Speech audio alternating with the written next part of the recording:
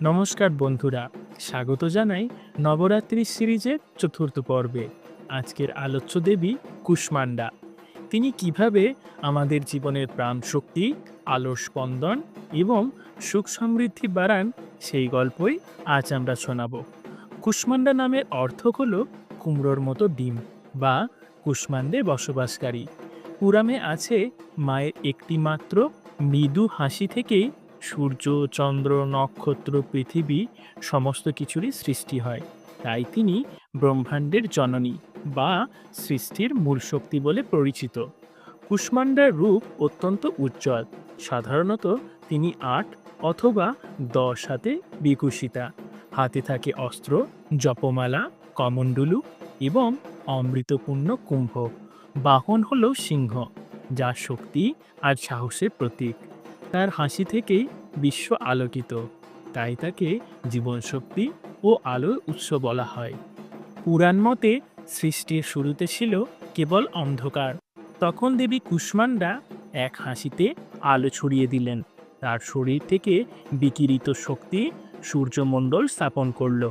তাই সূর্যের মধ্যেও তার শক্তি বিদ্যমান বলেই মনে করা হয়। দেবীর প্রতিটি প্রতীক আমাদের কিছু না কিছু শিক্ষা দিয়ে যায়।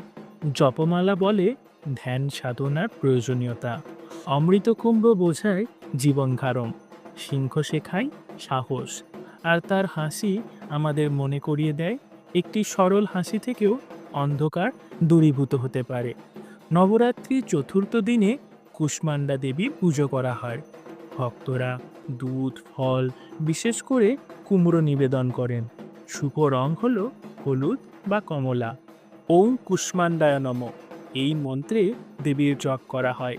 ভক্তি সহকারে পুজো করলে জীবনে আসে সুস্বাস্থ্য, রোগমুক্তি এবং মানসিক শান্তি।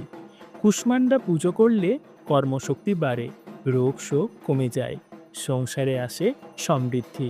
আজকের জীবনে তিনি আমাদের শেখান ছোট ছোট পদক্ষেপ থেকেই বড় সাফল্য সম্ভব। প্রতিদিন অল্প ধ্যান ও প্রার্থনা এবং ইতিবাচক চিন্তাভাবনা, এগুলোই দেবীর শক্তির আধুনিক প্রয়োগ। বন্ধুরা, কুষ্মান্ডা দেবী আমাদের শেখালেন সৃষ্টির শুরুই হলো এক হাসি থেকে, যা এক আনন্দের আভাস। নিজের ভিতরেও আলোর খোঁজ রাখুন, ছোট থেকেই বড় হওয়ার শক্তি গড়ে তুলুন। আজকের পূর্ণতিথিতে যদি আপনি একটু কুমড়ো অথবা দুধ দেবীকে নিবেদন করতে পারেন, দেখবেন মন আর শরীর দুটোই আলোকিত হবে। পুরো ভিডিওটি যদি আপনাদের ভালো লেগে থাকে, লাইক